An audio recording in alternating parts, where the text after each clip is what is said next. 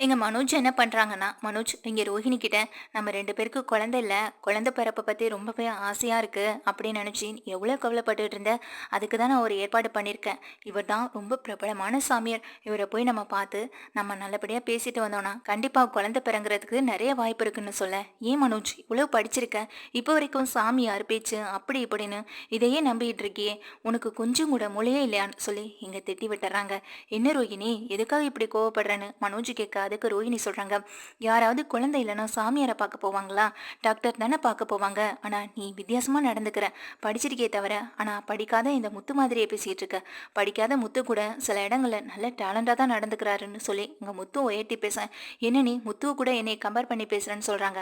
நீ நடந்துக்கிறது அப்படி இருக்கும் பொழுது யார் கூட உன்னை கம்பேர் பண்ண என்னன்னு" சொல்லி இங்க வேகமா தட்ட, "நம்ம கம்பெனில இருக்கோம், கொஞ்சம் அமைதியா பேசுன்னு" சொல்றாங்க. அதுக்கு பிறகு ரோஹிணி அமைதியாக இங்க கஸ்டமர்ஸ் வர ஆரம்பிக்கிறாங்க. "சரி, வர கஸ்டமர்ஸையாவது கவனிப்போம். இனிமே இத பத்தி என்கிட்ட பேசாத" அப்படின்னு சொல்லி ரோஹிணி ரொம்பவே கோவப்பட்டு அங்கிருந்து கிளம்பி போயிடுறாங்க. நிறைய கஸ்டமர்ஸ் வராங்க. வர்றவங்க இங்க ரோஹிணியும் மனோஜையும் பார்த்ததுமே, "இவங்களா?" அப்படின்ற மாதிரி பார்த்துட்டு அப்படியே நழுவி அங்கிருந்து கிளம்பி போறாங்க. "என்ன என்னாச்சு?"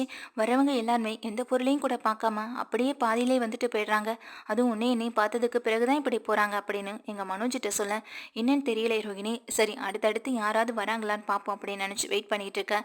இங்க நிறைய பேர் வராங்க. ஒருத்தர் 2 பேர் தான் உள்ள வந்து கஸ்டமர்ஸ், அதாவது அவங்களுக்கான தேவையான பொருளை வாங்குறாங்களே தவிர, நிறைய பேர் வந்து பார்த்துட்டு போக எங்க மனோஜோ ஓடி போய் நேராவே கேட்குறாங்க, "என்ன சார் வரீங்க? பொருள் எதுவும் பிடிக்கலையா? வந்துட்டு அப்படியே திருப்பி போறீங்களே" அப்படின்னு சொல்லி கேட்க, "நீங்க 2 பேர் தானே அன்னைக்கு ப்ரோக்ராம்ல வந்தது" அப்படின்னு சொல்லி கேட்க, "ஆமாம் சார்" அப்படின்னு சொல்றாங்க. "அந்த ப்ரோக்ராம்ல ஜெயிக்கணுங்கிறதுக்காகவே பொய் சொல்லணும்னு நினைச்சு நீங்க உங்களுடைய உண்மையான குணத்தை வெட்ட வெளிச்சமா குறும்படம் போட்டு காட்டிட்டாங்க. இதுக்கப்புறம் வாழ்க்கையில எப்படி இருக்க போறீங்க?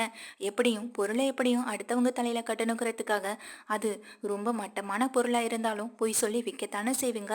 அதுதானே உங்களுடைய குணம். அதனால தான் எங்களுக்கு இந்த கடைக்கு வர விருப்பம் இல்லை. நாங்க வேற நல்ல கடையில பார்த்து நாங்க நல்ல பொருளா எடுத்துக்கிறோம்" அப்படின்னு சொல்லிட்டு கிளம்ப, இங்க மனோஜ் சொல்றாங்க, "எல்லாமே பிராண்டடான பொருள் சார். இதுல நாங்க பொய் சொல்லி விற்கிறதுக்கு என்ன இருக்கு" அப்படின்னு சொல்லி இங்க மனோஜ் ரோஹிணி 2 பேருமே கேட்க, "உங்க மேல இருந்த நம்பிக்கை எல்லாமே அன்னைக்கு பார்த்த அந்த ப்ரோக்ராம் மூலமாவே தெரிஞ்சிருச்சு. இதுக்கப்புறம் உங்களை நம்புறதுக்கு எங்களுக்கு நம்பிக்கையே வரல.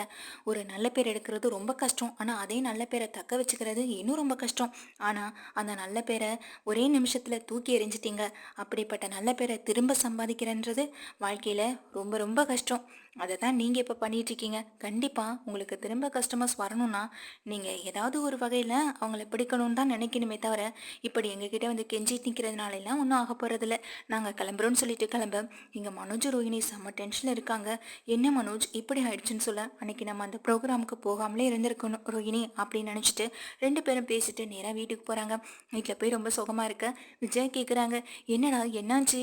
இன்னைக்கு எதுவும் பிஸ்னஸில் எதுவும் ரொம்ப லாபம் இல்லையோ?" அப்படின்னு கேட்க, "பிஸ்னஸே இன்னைக்கு சரியாக இல்லைம்மா. வரவங்க எல்லாரும் திருப்பிட்டு போனாங்க. என்ன இதுன்னு காரணம் கேட்டால், உங்களை பற்றின ஒரு ப்ரோக்ராமை பார்த்தோம். அதில் நீங்கள் பொய் சொன்னீங்க. அதே போல் தானே பிஸ்னஸ்லேயும் பொய் சொல்லுவீங்க" அப்படின்னு சொல்லிட்டு போயிட்டாங்கம்மான்னு சொல்ல, "ஆமாம் ஆண்டி" அப்படின்னு எங்கள் ரோஹிணி சொல்கிறாங்க. "என்னம்மா நீயாவது பேசி அவங்களுக்கு எடுத்து சொல்லி பொருளை வாங்கிட்டு போகிற அளவுக்கு ஏதாவது பண்ணியிருக்கலாம்னு" சொல்ல, "நாங்கள் என்ன ஆண்டி பண்ணுறது? அன்னைக்கு அந்த ப்ரோக்ராமில் இப்படி பண்ணுவாங்கன்னு தெரியலையே. நாங்கள் 2 பேரும் தனியாக பேசிக்கிட்டு இருந்ததை இப்படி குறும்படன்னு சொல்லி பொத்தம் போட்டு காட்டி இப்போ எங்கள் மானத்தையும் வாங்கிட்டாங்க. பேசாமல் அந்த ப்ரோக்ராமுக்கு நாங்கள் போகாமலே இருந்திருக்கணும்னு" சொல்ல, அப்போ தான் இங்கே உள்ளே வந்து என்ட்ரி ஆகுறாங்க ஸ்ருதியும் ரவியும். உடனே ஸ்ருதி கேட்குறாங்க, "என்னாச்சு ரோகிணி? எதுக்கு போக வேண்டாமல் இருந்திருக்கலாம் அப்படின்னு சொன்னீங்கன்னு" கேட்க, "நீங்கள் சொன்னீங்கன்னு நாங்களும் அந்த ப்ரோக்ராமில் கலந்துக்கிட்டோம். இப்போ பாருங்க எங்களுக்கு எவ்வளோ பெரிய நட்டம் தெரியுமான்னு" சொல்ல, "நான் சொன்னேன்னு நீங்கள் கலந்துக்கிட்டீங்களா? அப்போது உங்களுக்கு விருப்பப்பட்டு நீங்களா அதில் கலந்துக்கலையான்னு" எங்கள் ரோஹிணியை பார்த்து ஸ்ருதி கேட்க, எங்கள் ரோஹிணிக்கு எதுவுமே பேச முடியல. ஸ்ருதியை பார்த்த உடனே மனோஜ் சொல்கிறாரு, "நீங்கள் 2 பேரும் மட்டும் அன்னைக்கு இந்த மாதிரியான ஒரு ஃபங்க்ஷன் நடக்குது, நீங்கள் கலந்துக்கிடுங்க சொல்லி எங்களுக்காக ஃபார்மலாக வாங்கிட்டு வராமல் இருந்திருந்தாலே நாங்களும் ஆசைப்பட்டு அதில் கலந்துருக்க மாட்டோம். பரிசு தொகை 1,00,000 வேற சொன்னதுனால தான் அதில் கலந்துக்கிட்டோம். இப்போ எங்களோட பேரும் டேமேஜ் ஆகி வர வேண்டிய லாபமும் வராமல் போயிட்டே இருக்கு. இப்படியே போனால் சீக்கிரத்தில் கம்பெனி இழுத்து மூட வேண்டிய நிலைமைக்கு கூட வரலாம். இது நாள் வரைக்கும் முத்துவால தான் எனக்கு ஒரு பக்கம் பிரச்சனை வந்துட்டு இருந்ததுன்னு பார்த்தா இப்போ இன்னொரு பக்கம் உன்னாலையும் வந்திருக்கு" அப்படின்னு சொல்ல, இதை கேட்ட எங்க ஸ்ருதிக்கு பயங்கரமாக கோவம் வருது. உடனே ரவியை இப்படி சொன்னதுனால கோவப்பட்ட ஸ்ருதி உடனே எங்கள் மனோஜை பார்த்து கேள்வி கேட்குறாங்க. அன்னைக்கு பிடிக்கலன்னா பிடிக்கலன்னு சொல்லியிருக்கணும். அன்னைக்கு கான்டாக்ட் பண்ணாங்க, அதனால நாங்கள் வீட்டில் வந்து சொன்னோம். ஆனால் உங்களுக்கு நீங்கள் ஏன் பிடிச்சிருக்குன்னு சொல்லி நாங்கள் தான் இதில் ஜெயிப்போன்னு வேற தைரியமாக சொல்லி முத்து மேனாவை தரக்குறைவாக பேசி எங்கள் முன்னாடியே நாங்கள் தான் ஜெயிப்போன்னு கெத்தா நீங்கள் நின்றுட்டு இருந்தீங்கல்ல, ஏன் அப்போ தெரியலையா? அப்போ பிடிக்கலன்னு சொல்ல வேண்டியதானே அப்படின்னு எங்கள் ரோஹிணியை பார்த்து ஸ்ருதியும் கேள்வி கேட்குறாங்க. என்ன ஸ்ருதி, எதுக்காக இப்படி எங்ககிட்ட பிரச்சனை பண்ணுற மாதிரி பேசிக்கிட்டு இருக்கீங்க? நாங்கள் சாதாரணமாக தானே கேட்டோம் அப்படின்னு சொல்ல, சாதாரணமாக கேட்குறது வேற, பிரச்சனையாக நாங்கள் அதை வந்துட்டு உங்களுக்கு பிரச்சனையாக கொண்டு வந்தோன்னு சொல்கிறது வேற. எங்களால் நீங்கள் எப்படி பிரச்சனையில் மாட்டினீங்க? உங்களோட கேரக்டர் அப்படி இருந்ததுனால நீங்கள் பிரச்சனையில் மாட்டினீங்க. நீங்கள் நடந்துக்கிட்ட உண்மையை தானே போட்டு காட்டினாங்க, அதில் பொய்யா ஒன்று நடிக்கலையே அப்படின்னு சொல்ல, இதை கேட்ட மனோஜ் ரோஹிணி 2 பேருக்கும் எதுவுமே பேச முடியல, அமைதியாக நின்றுட்டு இருக்காங்க. அப்போ நாங்கள் தான் பொய்யா நடந்துட்டு இருக்கோம், நீங்கள் இது நாள் வரைக்கும் இந்த வீட்டில் உண்மையாக தான் நடந்துட்டு இருக்கீங்க அப்படி தானேன்னு சொல்லி இந்த ஸ்ருதியை பார்த்து கேள்வி கேட்குறாங்க ரோஹிணி. அப்படி அதில் உங்களுக்கு என்ன சந்தேகம்? நான் பொய் சொல்லணுன்ற அவசியம் இந்த வீட்டில் எனக்கு ஒன்றும் இல்லையே. எதுவாக இருந்தாலும் நேருக்கு நேராக உண்மையை சொல்லிட்டு நான் போயிட்டே இருப்பேன். உங்களை மாதிரி மறைஞ்சிருந்து பொய் சொல்கிறதோ திருடுறதோ இந்த மாதிரியான கெட்ட பழக்கம் எனக்கோ ரவிக்கோ இது வரைக்கும் இந்த வீட்டில் இருந்தது கிடையாது, இருக்கவும் போகிறதில்ல அப்படின்னு சொல்ல, அப்போ இதுக்கு என்ன சொல்ல வரீங்கன்னு சொல்லி தன்னுடைய மொபைல் எடுத்து அந்த வீடியோவை காட்ட, இதை பார்த்து ஸ்ருதி அப்படியே அதிர்ந்து போய் நிற்கிறாங்க. இது அப்படியே வீடியோவாக எடுத்திருக்காங்க. அது மட்டும் இல்லாமல் இதை வந்துட்டு அண்ணாமலை அப்புறம் விஜயான்னு சொல்லி எல்லாத்தையுமே காட்ட, இதை பார்த்துட்டு இதை கேட்டுட்டு ரொம்ப அதிர்ச்சியில் இங்கே அப்படியே ஸ்ருதியை பார்க்குறாங்க. இப்போ இதுக்கு என்ன அர்த்தம் சொல்ல போகிறீங்க? இதை கூட நான் காட்ட வேணாம் அப்படின்னு சொல்லிட்டு தான் நானே இருந்தேன். ஆனால் நீங்கள் பேசுகிற பேச்சுக்கு இதை நான் வீட்டில் சொல்லலைன்னா அப்புறம் நான் மனுஷே இல்லை அப்படின்ற மாதிரி சொல்ல, இதை கேட்டுக்கிட்டு இருந்த ரோஹிணியை பார்த்து ஸ்ருதி சொல்கிறாங்க, உண்மையிலே நீங்கள் மனுஷியே இல்லை தான், இதை நீங்கள் சொல்லி தெரிஞ்சுக்கணுன்ற அவசியம் கூட இல்லை. ஏன்னா ஒரு மனப்பான்மை இருக்கிற பொண்ணாவது எப்படியாவது இப்படி நடந்துப்பாங்களா? தனிமையில் நாங்கள் ஹாஸ்பிட்டலில் பேசிக்கிட்டு இருந்த ஒரு விஷயத்த இப்படி நீங்கள் ஒரு வீடியோவாக எடுத்து வீட்டில் இருக்க எல்லாருக்கும் போட்டு காய்ச்சிங்கன்னா அப்போ நீங்கள் எவ்வளோ கேவலமானவங்கன்றது இந்த ஒரு விஷயத்துலேருந்து எனக்கு நல்லா தெரியுதே. ஏன்னா இந்த விஷயம் வந்துட்டு நானே வீட்டில் பொறுமையாக அங்கிள்கிட்டையும் ஆண்டிக்கிட்டையும் எடுத்து சொல்லணும்னு நான் வெயிட் பண்ணிகிட்டு இருக்கேன். இந்த விஷயம் நானும் ரவிக்கும் எனக்கும் முக்கியமான ஒரு விஷயம். எங்கள் 2 பேருக்கு இடையில இருக்க இந்த விஷயத்தில் நீங்கள் எதுக்கு தலையிடுறீங்க அப்படின்னு சொல்லி கேட்க, எனக்கு தலையிடணுன்ற அவசியம் இல்லை. இந்த வீடியோவை என் ஃப்ரெண்டு மூலமாக தான் எனக்கும் கிடச்சிது ஹாஸ்பிட்டலில். அதுவும் நீங்கள் இந்த மாதிரியான ஒரு விஷயத்தை தேடி போயிருக்கீங்கன்னு தெரியும் பொழுது தான் அது எனக்கே ரொம்ப அதிர்ச்சியாக இருந்தது. நான் நம்பலைன்ற பொழுது தான் இந்த வீடியோவே எடுத்து எனக்கு அனுப்பியும் விட்டாங்க. பார்த்ததுக்கு பிறகு தான் நானே நண்பனேன். சரி, இது அவங்களுடைய தனிப்பட்ட விஷயம், நம்ம சொல்ல வேண்டாம் அப்படின்னு இருந்தேன். ஆனால் நீங்கள் என்னைய இந்த மாதிரி விமர்சிக்கும் போது நான் இதை வீட்டில் சொல்லாமல் இருக்கிறது ரொம்ப பெரிய தப்பு இல்லை, அதுக்காக தான் சொன்னேன்னு சொல்ல, பள்ளிக்கு பள்ளி வாங்குற மாதிரி தான் நீங்கள் நடந்துக்கிறீங்கல்ல, இது வரைக்கும் நான் வீட்டில் பொய் சொன்னதே கிடையாதே அப்படின்னு எங்கள் திரும்பவும் ஸ்ருதி சொல்கிறாங்க. நீங்கள் பொய் சொல்கிறதும் சொல்லாமல் இருக்கிறதும் உங்களுடைய தனிப்பட்ட விஷயம், அதில் நான் தலையிட விரும்பலைன்னு சொல்ல, அப்புறம் எதுக்குங்க இதில் மட்டும் தலையிடுறீங்க?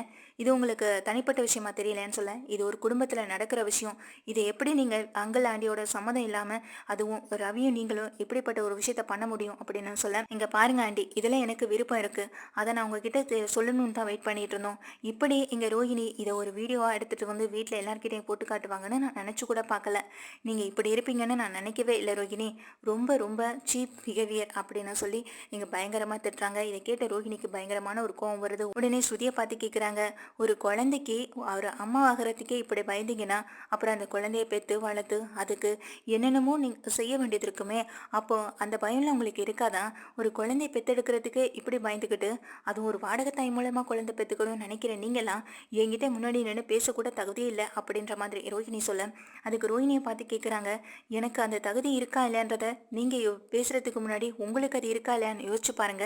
ஏன்னா நீங்களுமே இன்னும் ஒரு குழந்தைக்கு கூட அம்மாவாகலையே, அதுக்காக தானே டெஸ்ட் பண்ண போனீங்க, உங்களுக்கு எதுவும் குறை இருக்கா இல்லையான்னு. இப்போ வரைக்கும் அந்த குறை இருக்கா இல்லையான்றதை கூட நீங்கள் வீட்டில் சொல்லவே இல்லை. அப்படி பார்க்கல என்னை விட அதிகமான உண்மைகளை வீட்டில் மறைக்கிற ஆளுன்னு பார்த்தா அது நீங்களும் மனோஜ் தானே. இதுக்கு முன்னாடி நடந்த விஷயங்கள் எல்லாமே மறந்து போயிடுச்சா ரோஹிணி உங்களுக்கு? இந்த வீட்டில் என்னென்ன விஷயங்கள் நீங்கள் 2 பேரும் பண்ணியிருக்கீங்கன்றதையும் மறந்துட்டீங்களா அப்படின்னு எங்கள் மனோஜை பார்த்து கேட்க, எங்கள் மனோஜுக்கும் ரோஹிணிக்கும் ரொம்ப தலைகுனிவாக இருக்குது. அது மட்டும் இல்லாமல் நம்ம ஒரு குழந்தைக்கு அம்மான்றதை எப்படி நம்ம இவங்களுக்கு புரிய வைக்க முடியாது, சொல்லவும் முடியாது, சொன்னால் பிரச்சனையாகும் நினச்சி அமைதியாகவே நின்றுட்டு இருக்காங்க. என்ன இப்போ இதனால் வச்சு இதில் 2 பேரும் எதுக்காக பிரச்சனை பண்ணிட்டு இருக்கீங்க?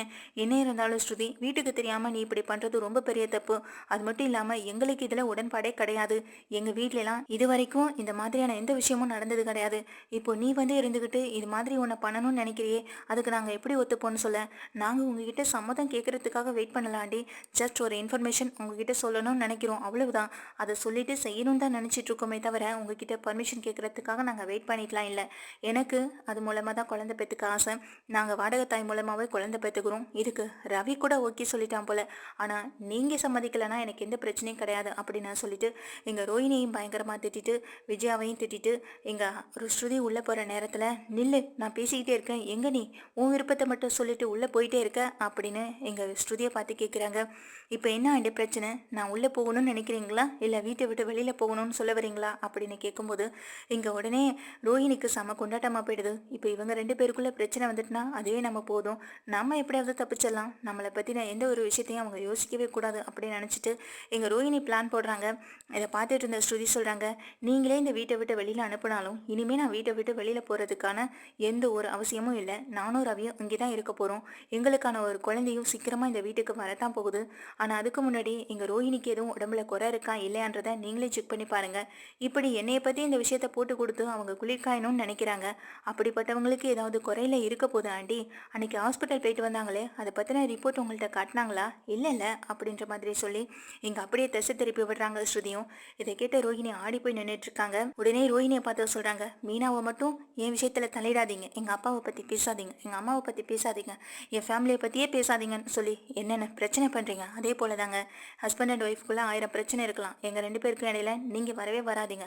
அப்படி வராமல் இருந்தாலே எங்கள் ஃபேமிலி நல்லா தான் இருக்கும்.